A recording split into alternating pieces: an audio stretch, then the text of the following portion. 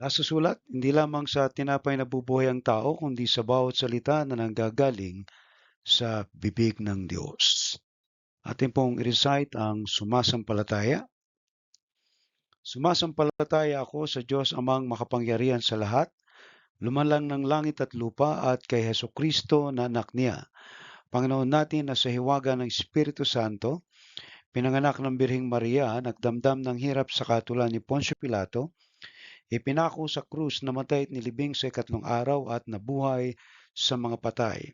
Umakyat sa langit at umupo sa kanan ng Diyos amang makapangyarihan sa lahat. Doon nagmumula na paparito upang umukom sa mga buhay at mga patay. Sinasampalatayanan ko ang Espiritu Santo, ang banal na iglesyang laganap, ang pagkakaisa ng mga banal at kapatawaran ng mga kasalanan, ang kabuhayan ng katawan at ang buhay na wala hanggan. Siya nawa.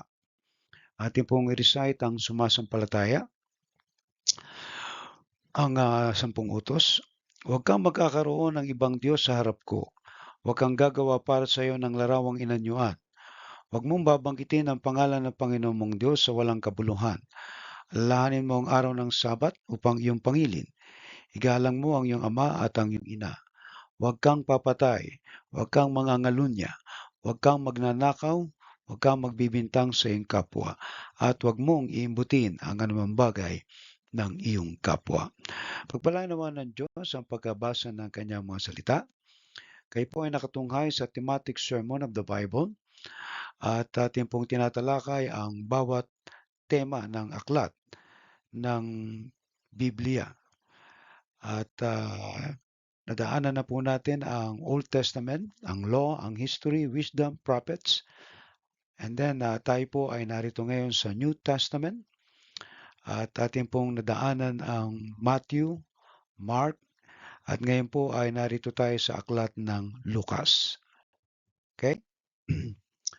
So, ang pamagat po ng ating tema ngayong umaga o ngayong gabi ay ang anak ng tao ay naparito upang hanapin at iligtas ang naligaw. Okay? So kung kayo po ay may mga Biblia ay maaaring buksan po nyo sa chapter 19, verse 10 ng Lucas. 19, verse 10. Right? Sabi po dun sa talata, ang anak ng tao ay naparito upang hanapin at iligtas ang naligaw. Tayo po ay dumulog sa panalangin at tilingin natin sa Panginoon na tayo po ay samahan sa gabing ito. Let us pray. Dakilan naming Diyos, nagpapasalamat po kami sa iyo sa gabing ito, Panginoon. Nawa ang salita mo na aming pag-aaralan, na aming tatalakayin ay patuloy na makapagbigay sa amin ng kalakasan at pag-asa at higit sa lahat sa paglago ng aming pananampalataya. Dalayan po namin ang aming mga kapatid na nakatungay ngayong gabi na ikaw po magpapala sa kanila at patuloy na gagabay, O Diyos. At naway ang mensahe mo ngayong gabi ay patuloy na mag-echo sa kanilang mga puso at isipan. Dalayan po namin, Panginoon, ang lahat ng ito sa ngalan ni Kristo. Amen. Okay? So ito po yung ating talata. Kung titingnan po ninyo yung ating talatang yan, ayan po yung kaugnay nung istorya ng tungkol kay Sakeo. Kung naalala po nyo yung istoryang yan. Sa chapter 19, verse 1, ano po, hanggang 9. At gusto kong basahin itong kwentong ito para ma-capture natin yung buong ideya nitong talatang ito, kung ano yung nangyayari at kung bakit nasabi ni Kristo ang talatang ito. Okay? Sabi po sa verse 1 ng chapter 19 ng Lucas, pumasok si Jesus sa Jericho at naglakad sa kabayanan. May isang tao roon na ang pangalan ay Sakeo, isang pinuno ng mga maniningil ng buwis at siya'y mayaman. Sinikap niyang makita si Jesus upang makilala kung sino ito. Ngunit sa dami ng tao, hindi niya ito makita dahil siya'y pandak. Kaya't patakbo siyang nauna sa dadaanan ni Jesus at umakyat sa isang puno ng sikamoro. Pagtapat ni Jesus sa lugar na iyon, tumingala siya kay Sakeo at sinabi, Sakeo, bumaba ka agad, sapagkat kailangan kong tumuli ngayon sa iyong bahay. Nagmamadaling bumaba si Sakeo at tuwang-tuwang tinanggap si Jesus sa kanyang bahay. Lahat ng nakakita nito ay nagbulong-bulungan. Nakikituloy siya sa isang makasalanan, sabi nila. Tumayo si Sakeo at sinabi niya kay Jesus, Panginoon, ipamimigay ko po sa mga mahihirap ang kalahati ng aking kayamanan. At kung ako'y may nadayang sinuman, isasauli ko ito sa kanya ng makaapat na beses. Verse 9, At sinabi sa kanya ni Jesus, ang kaligtasan ay dumating ngayon sa sambahayang ito, sapagkat ang anak din ni Abraham ang taong ito. Verse 10, Ang anak ng tao ay naparito upang hanapin at iligtas ang naligaw. Pagpalain nawa ng Diyos ang kanyang mga salita. So, okay? So, tingnan po natin ang profile ni Lucas. Ano po? Ang sumulat po ng aklat na ito ng Ebanghelyo ay walang iba kundi si San Lucas. Tinataya po na sinulat noong mga 60 hanggang 70 AD. Nang si Jesus ay mamatay mga around 30 to 33 AD, almost 30 years bago nasulat ang Ebanghelyong ito. At ang manunulat ay binanggit na isang manggagamot, disipulo ni Pablo at tinuring na tanging hintil na sumulat sa Bagong Tipan. Ano po yung layunin ng kanyang pagkakasulat? Pinapakita ng Ebanghelyo ni Lucas ang malalim na habag at awa ng Diyos na nakasentro kay Jesucristo bilang tagapagligtas ng lahat ng tao, Hudyo man o Hintil. Bilang isang manggagamot, pinahalagaan ni Lucas ang pagiging detalyado at maayos sa pagsasalaysay na nakikita sa maingat niyang pagbibigay ng mga pangyayari.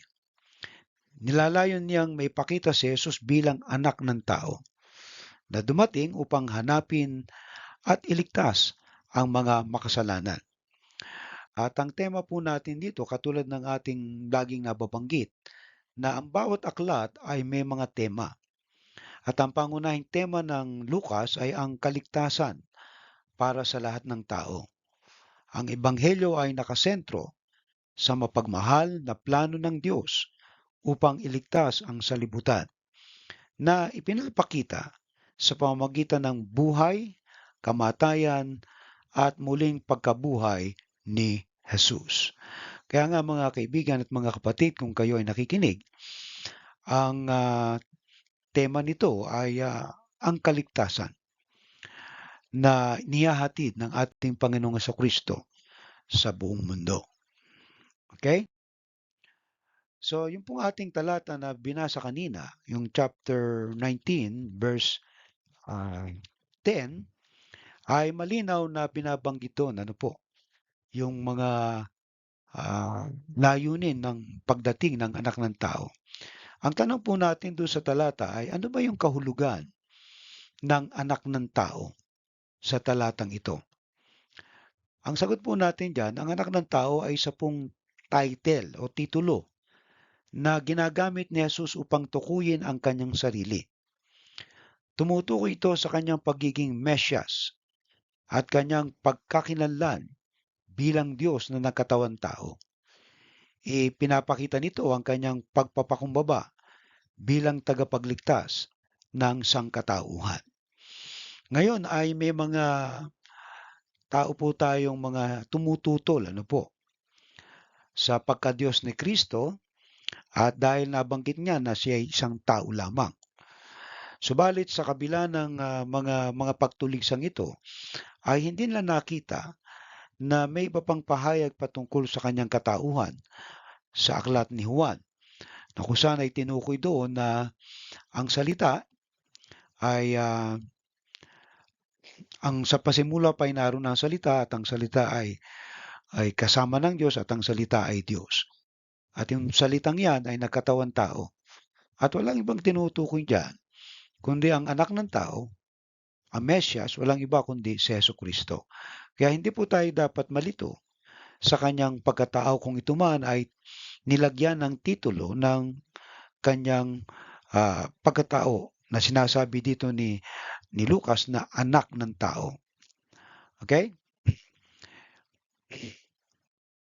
Ikalawa, ano po yung ibig sabihin ng hanapin at iligtas ang naligaw?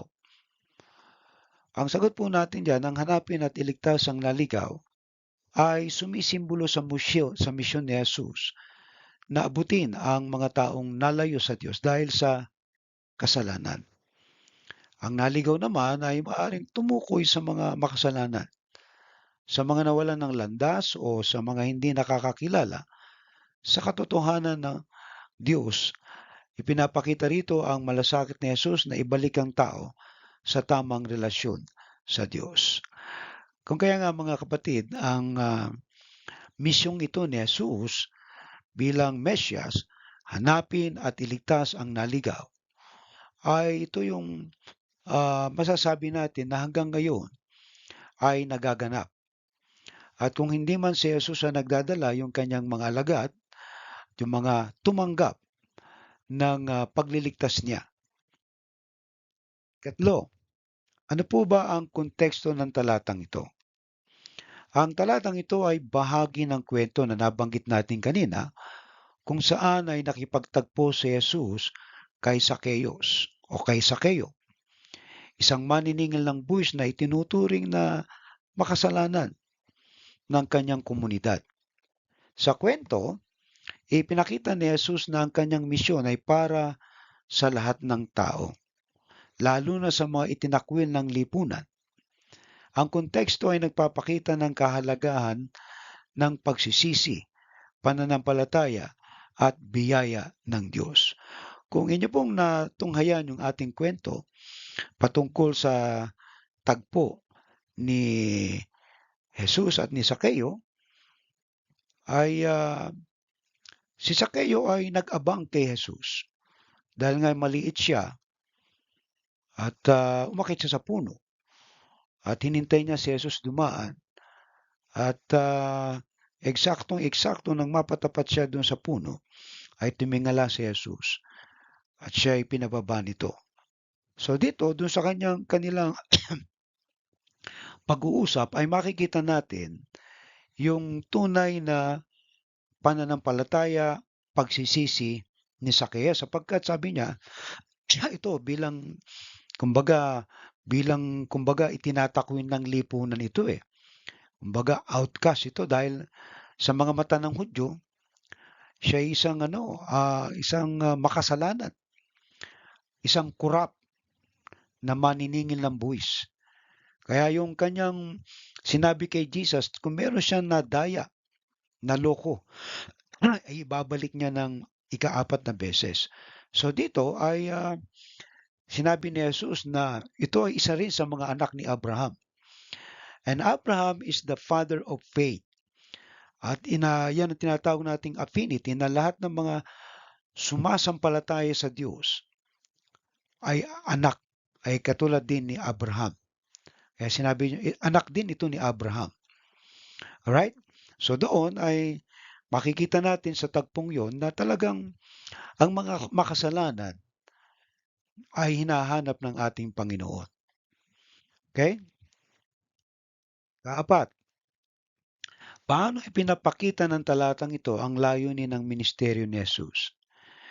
Ipinapakita ng talata na ang pangunahing layunin ni Jesus ay hindi para sa mga matuwid, kundi upang abutin ang mga makasalanan. Ang kanyang misyon ay nakatuon sa pagbibigay ng pag-asa, kapatawaran, at kaligtasan para sa mga nawawala at nakukulang sa pananampalataya. Kung isa tayo dito sa mga nawalan ng pag-asa, walang kapatawaran, at naghahanap ng kaligtasan, si Jesus ang nagbibigay nito.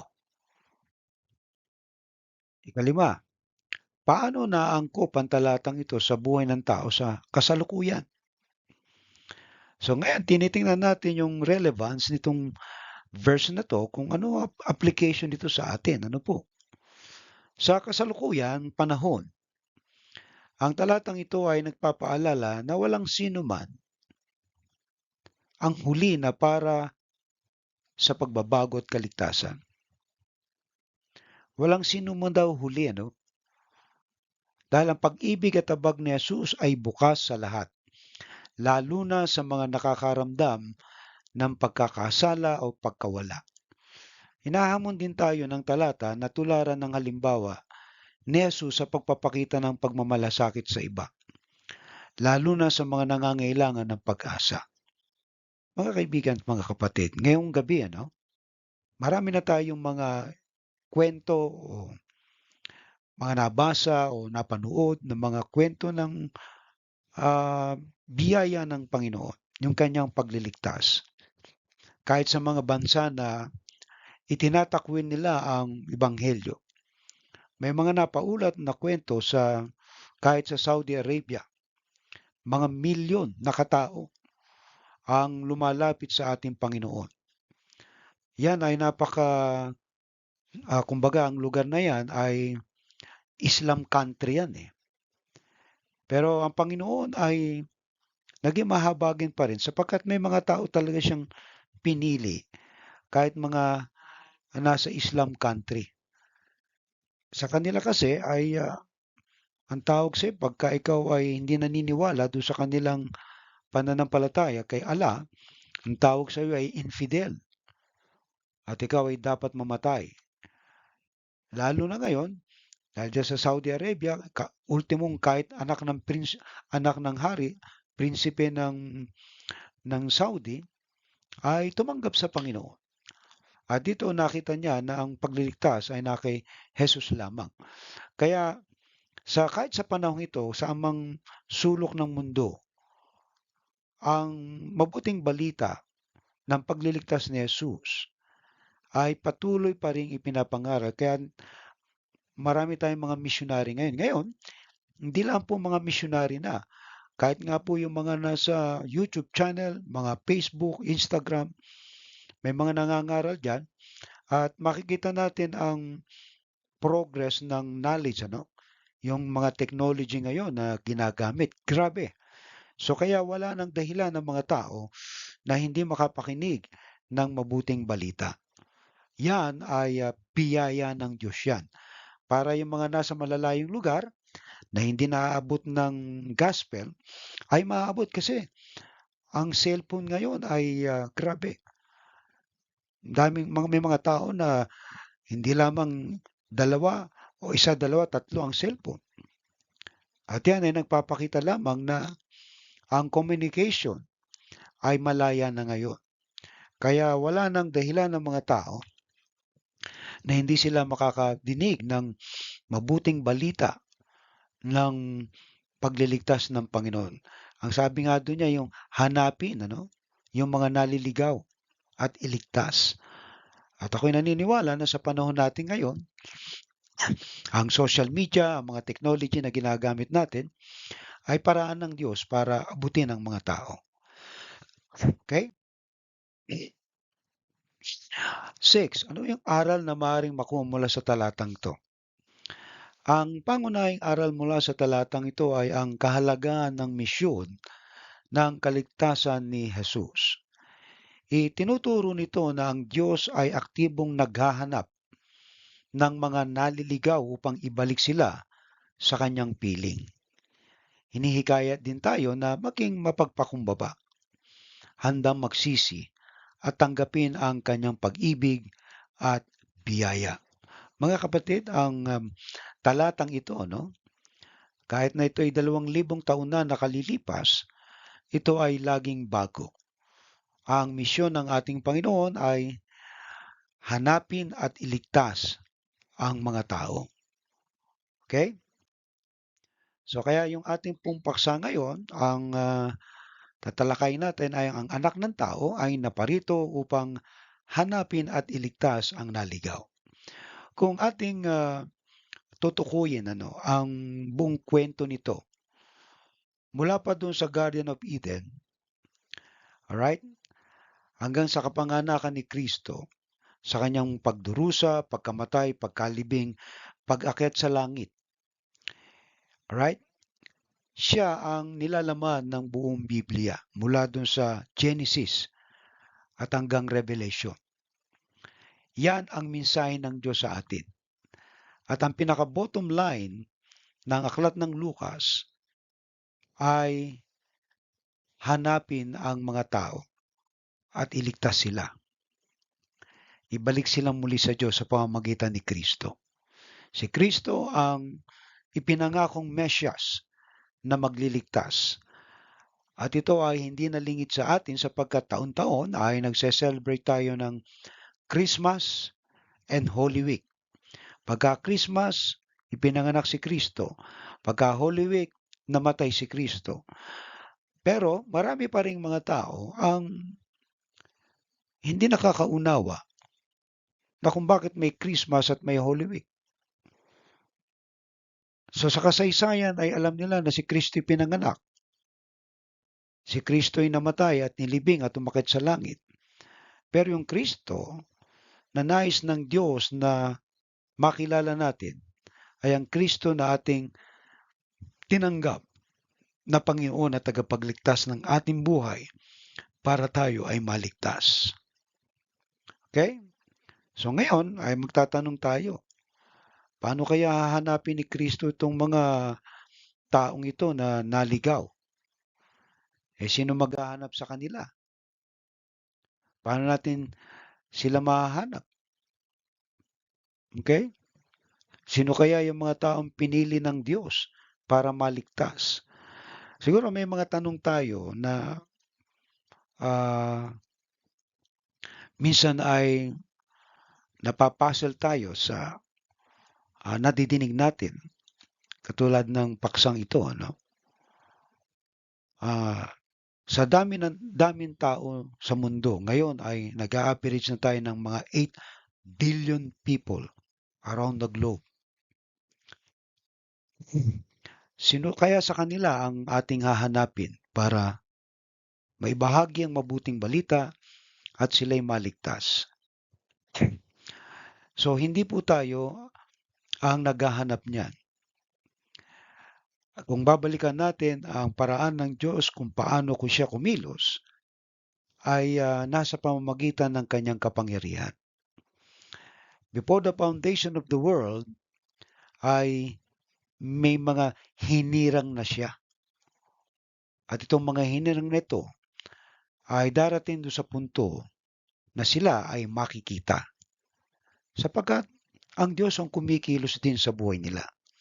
Tayo naman ay nagiging sensitive lang na makita at malaman itong mga taong ito na naghahanap ng kaligtasan. Hindi tayo ang nagliligtas sapagkat ang Diyos din ang nagdadala ng mga tao. Ngunit tayo ay dapat maging handa sapagkat baka yung mga kaibigan mo, kapitbahay mo, pamilya mo ang nariyan lang sa iyong tabi na kinakailangang madinig ang mabuting balita. Without hearing the Word of God, ay hindi sila maniniwala. So, kailangan lang madinig ang mabuting balita para sila ay magkaroon ng pagkaunawa patungkol sa pagliligtas na ginagawa ng Diyos. So, ngayon, meron po tayong ilang puntos na tatalakayin. Paano natin sila mahahanap kung ang misyon ng Panginoon ay hanapin itong mga naligaw? Si Kristo ay naroon na sa langit at umakyat sa langit. 2,000 taon na nakakalipas.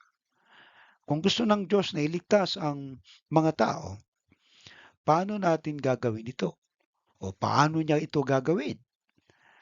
Mga kaibigan at mga kapatid, yung tanong na yan, ang nakareserve yan na ang Diyos ang sasagot. Pero tayo, na mga nag-aaral ng salita ng Diyos, ang tumutuklas kung paano tayo makasusunod sa kanyang paghahanap sa mga taong ito na gusto niyang iligtas. Alright? So number 1, are you ready? Paano natin sila mahahanap? Pagpapakita ng malasakit sa mga nangangailangan. Okay? Sa mundo ay maraming uri ng mga tao ang nangangailangan. Hindi kumot sila ay nakakaangat sa buhay, mayaman, may hanap buhay, may pinakain, ay hindi sila nangangailangan. Right? Iba-iba po kasi ang pangangailangan ng tao at doon sa pangangailangan ng tao, doon tayo pumapasok. Kaya yung number one natin, yung pagpapakita ng malasakit sa mga nangangailangan.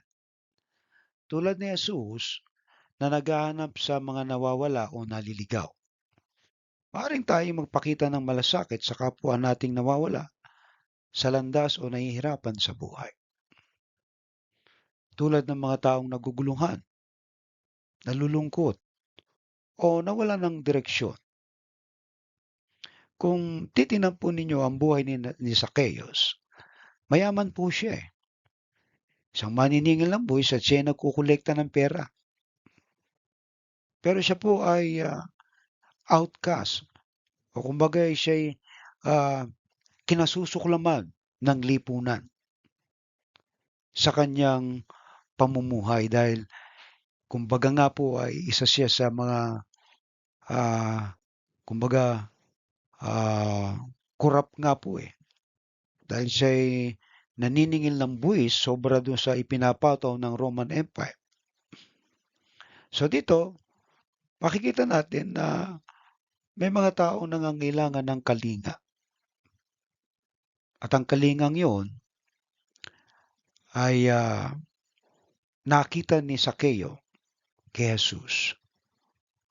Dahil imagine mo, nung siya nasa puno, no, dahil maliit nga siya pandak, talagang inabangan niya si Jesus. At dito nagbigay ng pansin ang ating Panginoon. Wala kasing pumapansin sa kanya, maraming galit sa kanya, kahit siya mayaman. Siyempre, meron siyang pangangailangan na sa kanyang buhay din bilang isang tao. So kaya yung ating application dito, yung pagpapakita ng malasakit, iba-iba kasi ang pwedeng malasakit na ipakita natin sa tao. Okay? Tulad na lamang ng simpleng pakikinig. Okay? O pagbibigay ng tulong na ipamalas natin ang pagmamahal ni Kristo. Okay? So simple lamang po 'yun. At lalong-lalo na doon sa mga taong devastated ang buhay. So, yung konting tulong ay maaaring maging daan dito para may parating natin ang pagmamahal ni Kristo na nais sila na abutin. Kaya nga kung meron tayong magagawa na tulong sa ating kapwa at ito yung magiging daan para sila makipag-usap sa iyo at tanungin nila kung ano ba yung ah, buhay mo, kung bakit tinulungan mo sila. So yun ay nagiging daan ng Diyos. So ito ay isang paraan lamang na pwede nating gamitin, yung pagbibigay ng tulong. Kasi iba-iba naman ang pwede nating gawin eh. Iba, hindi sila makatulong sa pera, pero meron silang oras na makipag-usap. Iba naman walang oras pero meron silang pera. Iba naman meron kakayahan. Alright? So iba-iba po yung uri ng pagtulong. At yan ay pagpapakita ng pagpapamalas ng pagmamahal ni Kristo kapag ikaw ay tumugon sa kanilang mga pangangailangan. Tandaan natin, lahat ng tao po ay nangangailangan ng tulong, iba't ibang tulong lang. May mga tao nangangailangan ng tulong pananalapi. May mga taong nangangailangan ng tulong emosyonal, education. So iba-iba po ang pwedeng maibigay na tulong kasi iba-iba po yung pangangailangan. At diyan makikita natin ang diversity ng ministry na talagang sumasanga sa lahat ng anggulo ng ating buhay mula ulo hanggang talampakan. Merong kailangan ng tao at yan ang nagiging tulay, yung pagtulong mo para maiparating ang mabuting balita. Amen? Okay. 2. Ikalawa, na paano nating hahanapin sila? yung pagpapatawad at pagtanggap. Okay? Ano po ba yung pagpapatawad at pagtanggap? May mga tao kasi na hindi sila makapagpatawad sa kanilang kapwa at hindi nila matanggap. Pero dahil nga tayo ay nagnanais na maglingkod sa Panginoon, okay? Tayo maaaring maging tagapamagitan sa magkabilang panig para magkaroon ng forgiveness and acceptance. Okay? Sa kultura ng pamilya at komunidad nating mga Pilipino, mahalaga ang pagpapatawad at pagtanggap. Maaari nating ipakita ang diwa ng talatang ito sa pamamagitan ng pagbibigay ng pagkakataon sa mga taong nagkamali o naligaw ng landas. Kung tayo po ay napatawad ng Diyos sa ating mga kasalanan, ay kailangan din natin magbigay ng pagkakataon sa mga taong nagkamali o naligaw ng landas. Alright? Halimbawa, sa mga nasirang relasyon, paano mo pagdudugsungin yung nasirang relasyon? Kung ikaw ay merong nakaaway, nakagalit, nakasama ang loob, ay maaari magsimula ito sa pagpapakumbaba. Kumbaga nga ay ikaw na yung bababa para maabot ka nila. Kasi sa atin, merong tendency na kumbaga yung nagpapataasan ng ihi, ano? Kung sino mas mataas ang ihi, paano kung hindi ka maabot? So, hindi ka talaga magkakaroon ng reconciliation. So, yan po ay kulturang Pinoy na iniaalis natin yung mga ugaling bahala siya, basta ako, tama ako. Pero dito ay pinapakita ng application natin ang pagpapakumbaba na tayo ay magpatawad, magbigay ng pag-asa sa pagbabago ng iba. Minsan mahirap na makasama ang mga taong ganito na paulit-ulit na lamang gumagawa sa iyo ng kasalanan. Pero sa harapan ng Diyos ay paulit-ulit din tayo nagkakasala pero tayo ay pinapatawad ng Diyos. Kung kaya nga, ganun din naman ang paraan natin upang maabot natin sila. Malay mo na sa kabila ng dami ng kasalanan niya sa iyo ay talagang natuto na rin siya na kilalanin ang kanyang pagkakamali at siya ay magbago, nagkaroon ng pag-asa. At kung yan ay talagang hinirang o pinili ng Diyos, talagang yan ay maliligtas kasi nga ay merong chance ng pagbabago at doon ay bahagi mo. Kasi ikaw na mismo magsasabi kung hindi ka napatawad ng Diyos, malamang hindi ka rin magpapatawad dahil pinatawad ka ng Diyos, matuto ka rin na magpatawad sa iba. Okay? So, wag na nating hintayin ang New Year. Nag-New Year na nga eh. Kasi may mga tao naghihintay sila na lumapit sa iyo para humingi ng tawad. Pero kung ikaw ay merong pagpapakumbaba at magagawa mo magpatawad, so pagpatawarin mo na. Mahirap po na nakatali tayo sa ating kapwa. Kahit saan sila pumunta, nakabuntut ka sa kanila kasi hindi mo sila pinapakawalan. Okay? Mas mabuting mabuhay ng may kapayapaan. At tayo ay magbigay ng pag-asa sa iba. Dahil nagkakasala din naman tayo, hindi naman tayo perpekto. Kaya matuto rin po tayong magpakumbaba, magpatawad, magbigay ng pag-asa sa pagbabago ng iba. Malay mo, dumating na nga yung pagbabago na yan. Okay? May mga tao ba na gumawa sa iyo ng kasalanan? Ay patawarin mo na. Okay?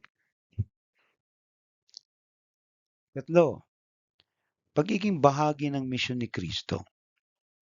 So, paano ba natin sila abutin? Kasi kung ang misyon ni Kristo ay hanapin at iligtas ang mga nawawala, paano tayo magiging bahagi ng misyon ni Kristo? Ang talata ay nagpapakita ng malinaw na misyon ni Jesus. Hanapin at iligtas ang mga nawawala. Bilang mga Kristiyano o tao ng may mabuting kalooban, maaari nating sundan ang halimbawang ito sa pamamagitan ng pagiging ilaw sa ating pamilya, pagiging kaibigan. Okay? Ganon din sa ating komunidad. Sa pamilya, sa kaibigan, sa komunidad, maging ilaw tayo. Right? Dahil ito yung mission ng Panginoon eh. Paano nila makikita ang pagliligtas ni Kristo kung ang liwanag ay hindi nagliliwanag, kung ang ilaw ay hindi nagliliwanag? Kaya maging bahagi tayo sa pagpapakita ng pagmamahal, pagtulong na pwede nating gawin. Amen po. Okay? Maaari itong gawin sa simpleng pagbibigay gabay sa mga naliligaw ng landas sa kanilang pananampalataya o sa kanilang personal na buhay. Alright? May mga tao na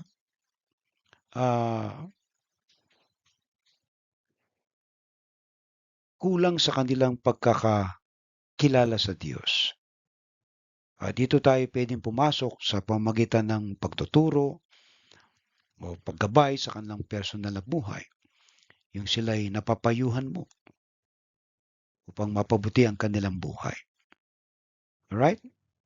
So, sa gayon, ay nagiging bahagi tayo ng misyon ng ating Panginoon.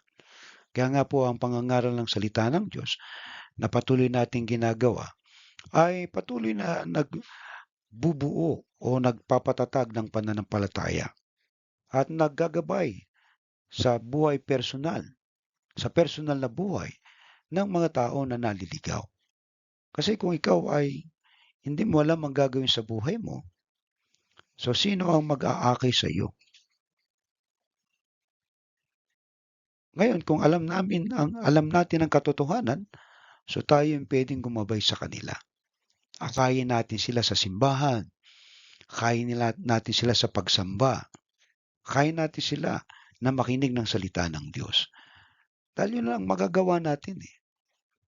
Maganyaya kayo na makinig sa mensaheng ito para mapakinggan nila na mayroong pag-asa kay Kristo. Dahil kung hindi sila makikinig sa iyo, ay akayin mo sila doon sa pwede silang makapakinig. Alright? That's number 3. Number 4, yung pagtulong sa mga nasa laylayan ng lipunan. Okay? Maraming Pilipino ang naliligaw sa kahirapan. Lalo na dyan sa bansa natin, grabe po talaga. Sa totoo lang talaga pong napakahirap pong maging mahirap. Ina-analyze ko po ang sitwasyon nating mga Pilipino sa Pilipinas. Talaga pong ewan ko lang, hindi ko mailarawan. Kumakain naman tayo ng 3 beses sa isang araw, Pero halos from hand to mouth lang yan eh. So, ibig sabihin, kakain ka ngayon, then bukas uli, kung may trabaho, paano kung wala? So, alam natin ang Diyos na nagpo-provide ng pangailangan. Kaya lang, kung kukumpara mo dito sa bansang ito na napakayaman sa Australia, sa bilihin, sa kanilang pamumuhay, talagang napakalayo po. Ang masasarap lang ang buhay diyan yung mga mayayaman, yung mga malalaking sweldo. Yung mga nasa baba na sa laylayan, paano na ang kanilang pamumuhay? So talagang mahirap. Pero mabuti na lang kasi may mga ah, libre naman tayong ospital. Meron naman tayong mga ayuda.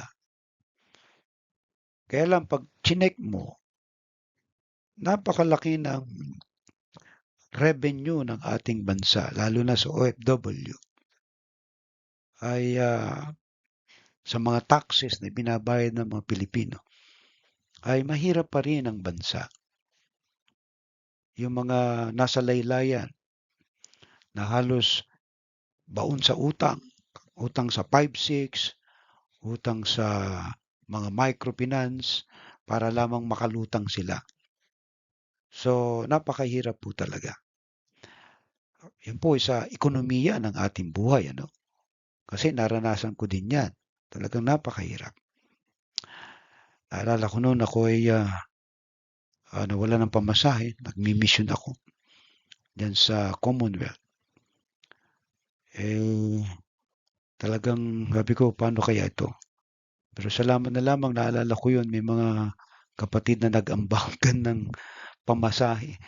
Abay, nakaipon ng 150. Ay nakakain pa ako dun sa kainan kasi nagutom na rin ako eh. Nakauwi ako. Pero yan ay biyaya ng Diyos. Kaya lang, hindi naman sa lahat lagi ng pagkakataon ganun eh. So ang Diyos ay hindi naman nagpapabaya. Pero kung ang hustisya ay nagaganap sa bansa, no? Yung katarungan, bigyan ng magandang serbisyo ang mga tao, ilagay yung pera sa tamang paglalagyan, ay palagay ko magkakaiga rin ng mga tao eh. Makakaalwan din ng pamumuhay. Kaya lang, grabe ang ating politika sa bansa. Talagang ah, mapapraning ka kapag inisip mo kung paano magbabago ang bansa.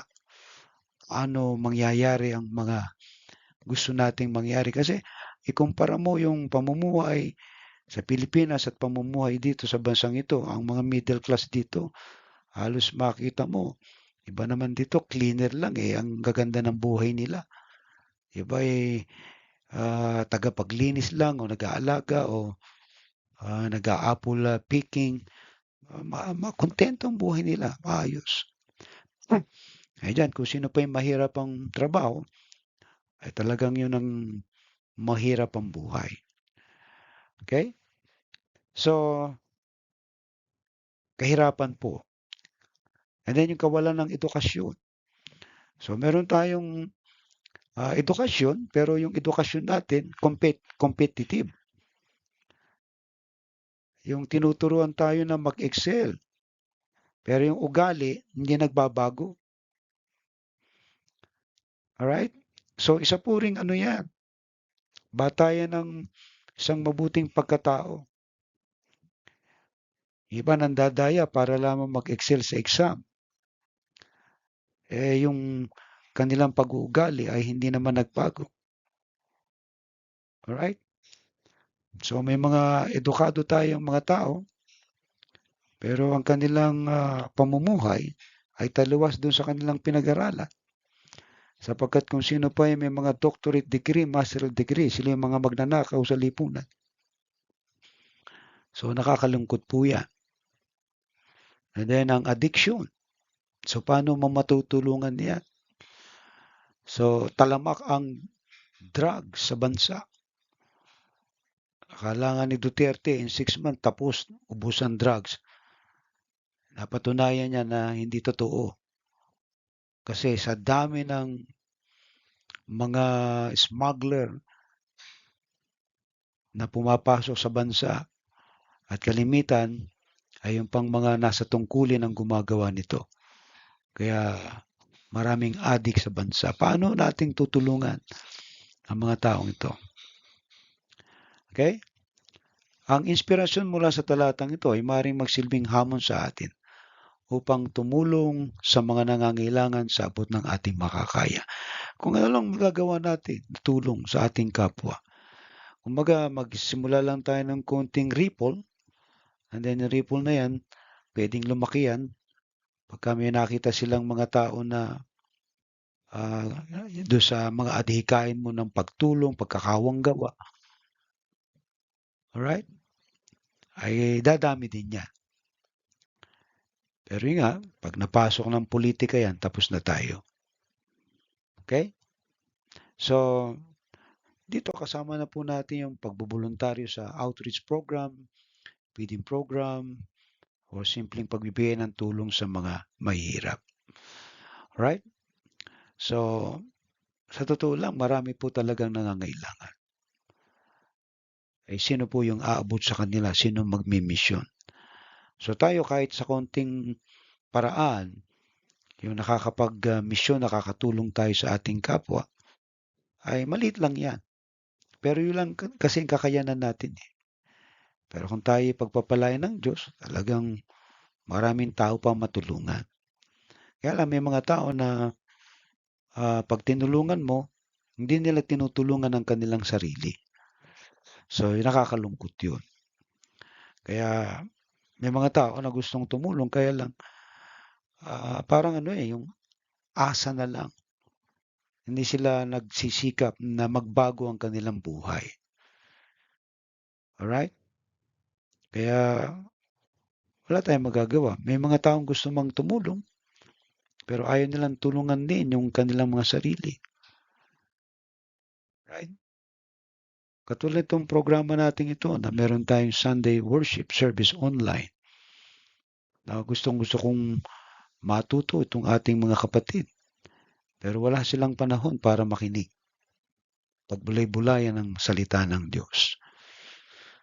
So, wala na tayong magagawa doon. Okay? Kalima, yung pagpapakita ng pananampalataya sa gawa. So, paano natin mapapakita ang ating pananampalataya sa gawa? Ang pagiging Kristiyano o mabuting tao ay hindi lamang sa salita, kundi sa gawa. Tulad ng layunin ni Jesus. Maaari nating isabuhay ang pananampalataya sa pamamagitan ng aktibong pagtulong sa mga naligaw.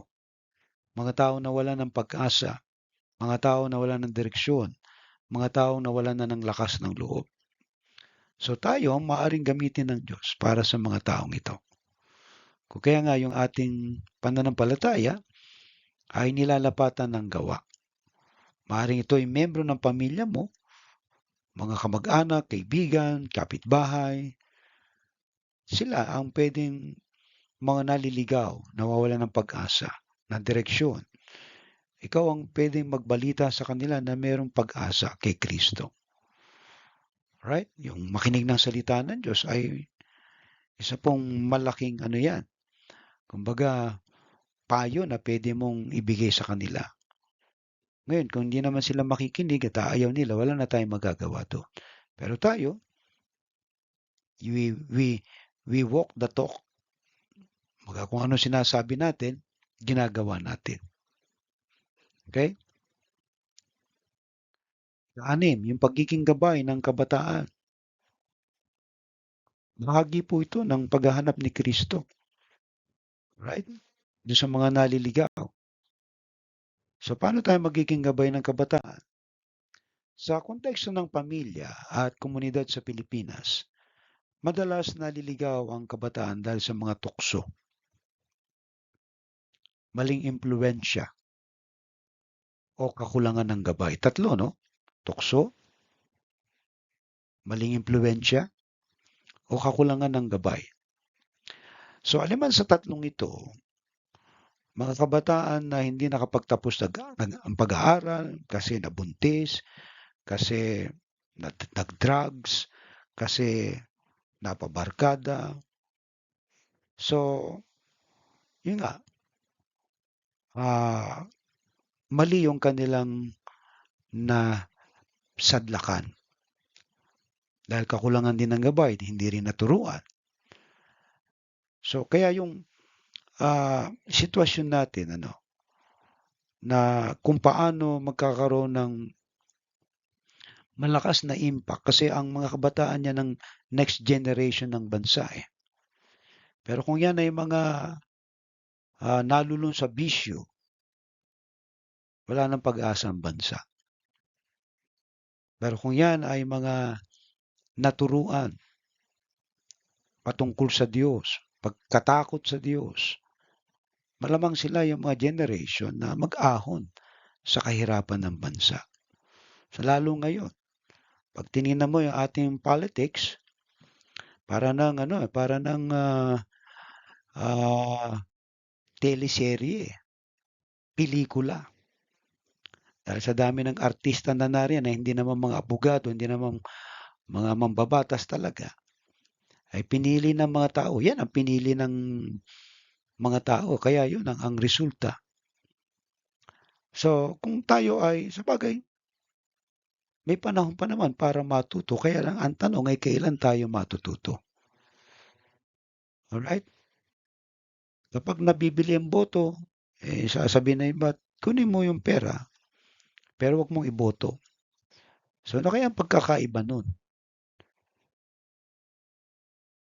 Eh, parehong nabubuhay sa kasinungalingan at kalokohan.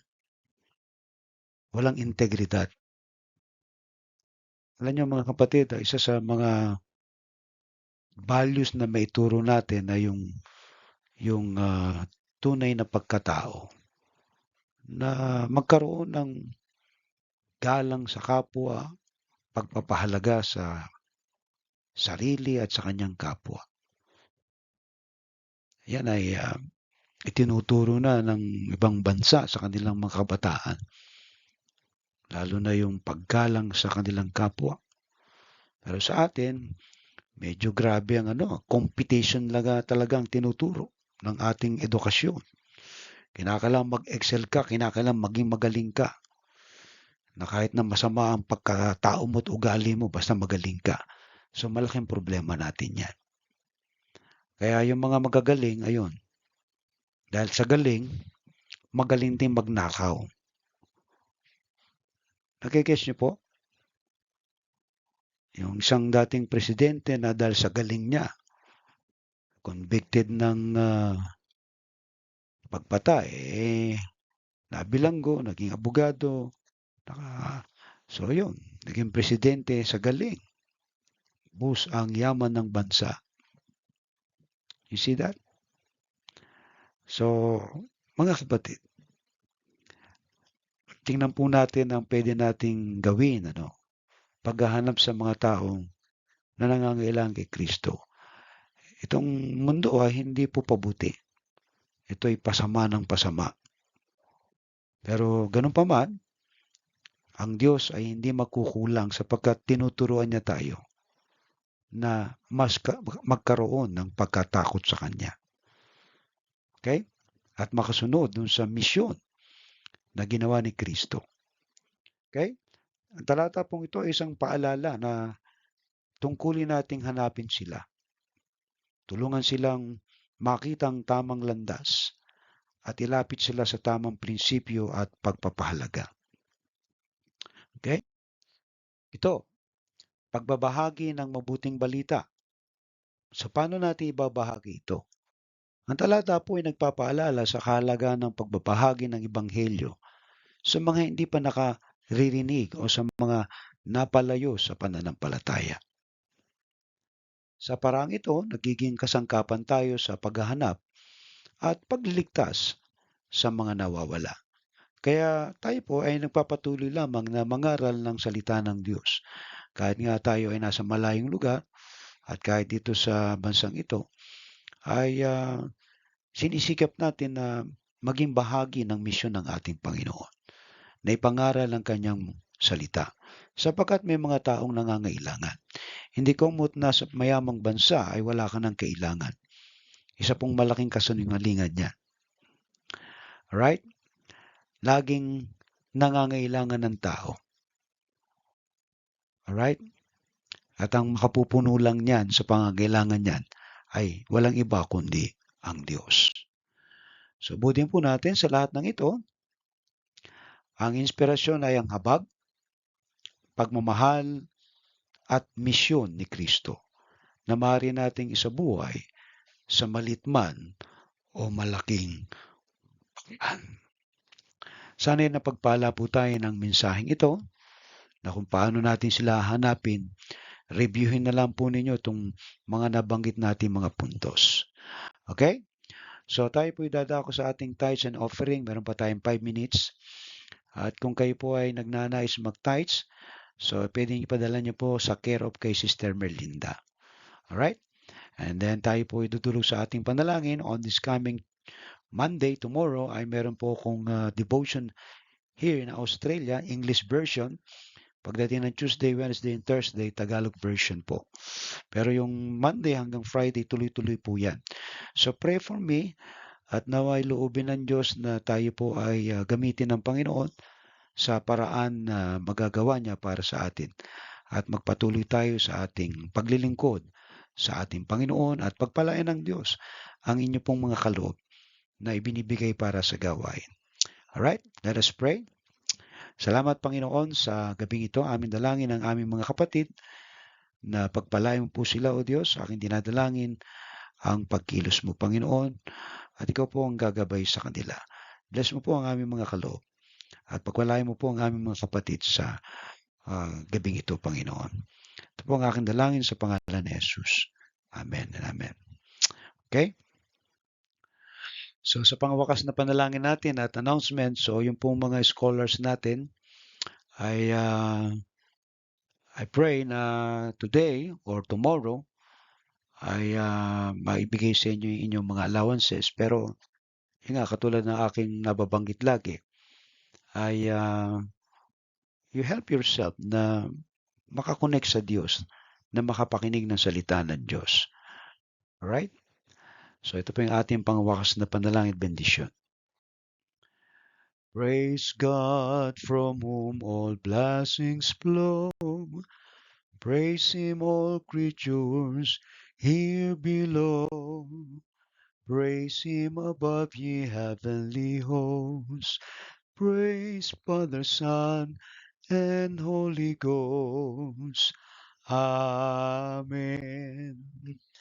Pagpalain ka nawa at ingatan ni Yahweh, kabagan ka nawa at subaybayan ni Yahweh, lingapin ka nawa at bigyan ng kapayapaan ni Yahweh. Amen. Amen. Amen. God bless you po at magkita-kita tayo muli sa susunod na linggo at ditong mga darating na araw. God bless you po.